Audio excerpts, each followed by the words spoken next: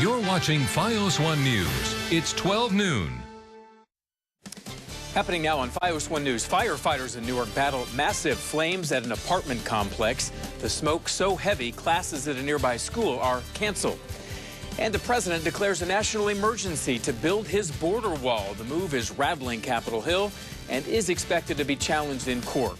Plus, police nab a so-called swatter accused of calling 911 with fake emergencies. The news starts right now. Fios 1 News, Daytime Edition. And good afternoon, I'm Brian Webb. Thank you for watching today. We're going to get to your top stories in a moment. First, we want to check the forecast. Meteorologist Brittany Bohr has more on what to expect this weekend. Hi, Brittany. Brian, those temperatures are up about 10 or more degrees in some spots from where we were this time yesterday. We are seeing 56 degrees in Mount Holly and further north in the 40s, but those temperatures are going to stay throughout a good portion of the afternoon. We are seeing mostly cloudy skies as those showers start sliding off to the east, and we will be seeing another round of showers later on in the late evening hours. Stay tuned. I will time everything out for you in just a little bit. Breaking news, President Trump declared a national emergency today to get funding to build his border wall. He also signed a bipartisan bill passed by Congress to prevent another government shutdown. That bill provided just under $1.4 billion for border security, far below the $6 billion the president was demanding. Most legal experts think the declaration will be challenged in court, and to that, the president says he's ready. The courts will determine that. Look, I expect to be sued. I shouldn't be sued. Very rarely do you get sued when you do national emergency. And then other people say, oh, if you use it for this, now what are we using it for? We've got to get rid of drugs and gangs and people. It's an invasion. We have an invasion of drugs and criminals coming into our country that we stop, but it's very hard to stop. With a wall, it would be very easy. So I think that we will be very successful in court. I think it's clear. Many lawmakers, including Republicans, say this emergency is made up and call the declaration a gross misuse of power. Several families lost their homes after an early morning fire in Newark. The multifamily home is now in ruins, and the smoke got so bad a nearby school had to cancel classes. Fios 1's Jessica Orban is on the scene. Flames coming from this home on Sussex Avenue in Newark shot toward the sky Friday. Firefighters receiving the call around 5:30 in the morning, but it was too late for the multifamily home. Addie Mustafa lives inside with her husband and 3 kids. She says she first saw smoke coming from the walls. Very scary. Like, we didn't know what to expect. We didn't think it was going to catch on fire. We just thought it was smoke. We'll go back inside. We didn't grab anything. Mustafa and her family are just 4 of the 13 people living inside, making up 4 families who are now without a home. Everyone made it out safely, and despite the loss, another resident said safety is all that matters. It wasn't no time to be scared. You know, I got 3 kids and a wife, so I got to focus on them. When fire crews arrived, they immediately started battling the flames, which started on the first floor and were spreading rapidly. Newark Fire Chief Rufus Jackson said the fire spread through the walls up to the top floor. For the safety of the firefighters operating, we had to go to a defensive operation and utilize the master streams to extinguish most of the fire, a bulk of the fire from the exterior. More than 50 firefighters responded to the scene and were able to knock the fire down within an hour. However, the flames did significant damage to the home, leaving residents in shock. It's really bad. I mean, I think I'm still in shock, if anything. But we basically don't have anything right now. We lost everything. The smoke that was left in the air from the fire was so thick that officials canceled classes at Sussex Day School just a block from the scene.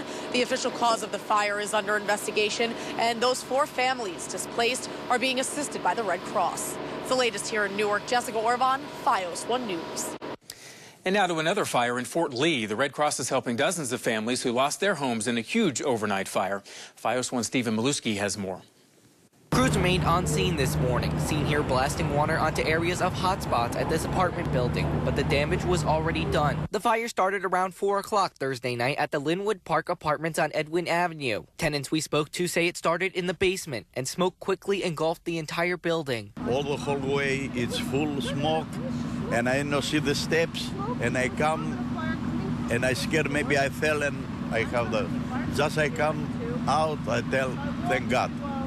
I am survived. Cristo Torres lived here for 35 years, raising his children at this Fort Lee complex. He says he just finished updating his entire apartment. I fixed my apartment last year, and I spent a lot of money to fix, to renovate. And I lost everything. And now his most prized memorabilia, photos of his children and of his wedding day, are all gone. This is in my life. The wedding, the this, everything. Everything. Especially I have one pain, my child. Everybody would see this picture say, this is incredible. Like that. First responders were able to help everyone in the 5-story, 45-unit building evacuate safely. A dozen displaced victims of the fire are currently staying at a shelter set up by the American Red Cross at Fort Lee High School. Red Cross Communications Director Diane Concannon tells us the shelter will be open for as long as necessary. We'll be meeting with people affected by the fire today, helping people with those next steps to recovery. So depending on what the transition will be for that individual, we'll be here as needed. The cause of the fire is still under investigation in Fort Lee. Stephen Maluski, BIOS 1 News. A 22-year-old Trenton man is accused of making several fake 911 calls known as swatting. Trayvon Holt was arrested this week and charged with 17 counts, according to NJ.com.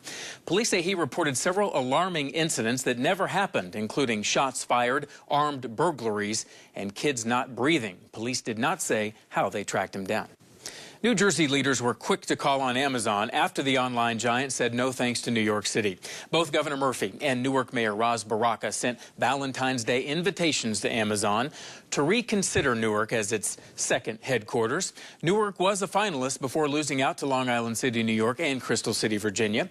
But not everyone in that city thinks landing the online giant is a good idea. It's local for the people that live in Newark. It's local instead of going to Carteret or Avenel. I think it's a good idea. Well, I don't think Newark needs that. It's just going to be a more expensive process for the taxpayers. Amazon said yesterday it is not looking for another site at this time. A New Jersey student decided to make something positive out of last year's mass shooting in Parkland, Florida. Since then, she's changed her life and her community, and she's only 18. FiOS 1's Christy Kalishian has her story. Student activist Elena Perez is executive organizer of the Bergen County chapter of March for Our Lives. At about 2:20 p.m. on February 14th, 2018, staff members at Marjorie Stoneman Douglas High School in Parkland, Florida, reported hearing gunfire, and soon after, 17 people were reported killed. And it's kind of like the idea that we won't stand for it, that we won't allow our friends and our classmates to be killed and just be silent about it. Among the students killed was 14-year-old Alyssa Aladef, who used to live in New Jersey. Earlier this month, Governor Phil Murphy signed into law Alyssa's Law, named after her. It mandates that public schools install silent panic alarms to be used in active shooter situations. This is among the reported 67 new gun laws passed across 26 states last year. We have changed a lot of laws in our state, but there's still problems across the country. There's still gun violence that will be brought into our state because of things that aren't happening across the country. We really just don't want another life lost. The high school senior says the memories of those killed in the vicious attack live on through the continuous fight for change. This wasn't going to be a fight that ended on March 24th. It wasn't going to be a fight that ended after Parkland kids came here on the road for change. We are seeing change. It's going to take a while, and that's okay. And we're here in Ridgewood. Christy Kalishian, FiOS 1 News. The 2020 census is right around the corner. Coming up, how nonprofits are focusing on urban areas to make sure they don't miss out on money. Stay with us.